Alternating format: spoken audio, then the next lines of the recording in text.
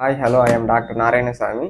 இன்னைக்கு நம்ம இந்த வீடியோவில் எதை பற்றி பார்க்க போகிறோம்னா, நாம் திரும்பும் திசையெல்லாம் இன்ஃபெர்டிலிட்டி சென்டர்ஸ் அதிகமாக இருப்பதை நாம் பார்க்கிறோம். இதற்கு காரணம் என்னவென்றால் குழந்தையின்மை. பிரச்சனை நாளுக்கு நாள் அதிகமாகி கொண்டே இருக்கிறது.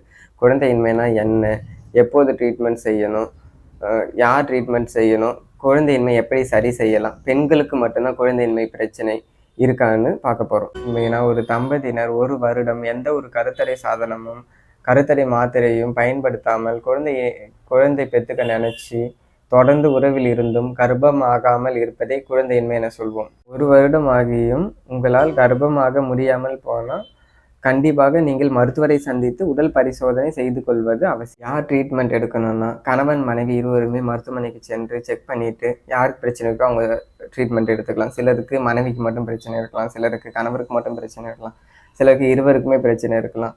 பெண்களுக்கு மட்டும்தான் பிரச்சனை இருக்குமான்னு கேட்டால் இல்லை, ஆண்களுக்கும் பிரச்சனை இருக்குது. ஆண்களுக்கு என்னென்ன பிரச்சனை இருக்கலாம்னா, உயிரணு குறைபாடு, உயிரணு நீந்தும் தன்மை குறைபாடு, உயிரணு இல்லாமல் போகுது, சத்து குறைபாடு. ஸோ பல காரணங்கள் இருக்குது. ஸோ செக் பண்ணிவிட்டு மெடிசன் ட்ரீட்மெண்ட் எடுத்துக்கிறது ரொம்ப நல்லது.